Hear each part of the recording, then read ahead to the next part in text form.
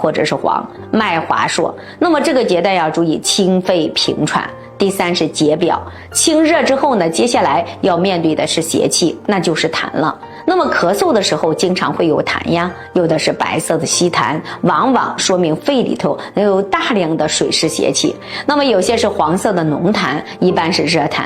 那么还有一些痰很干很黏，一般是燥痰，说明里面缺少津液。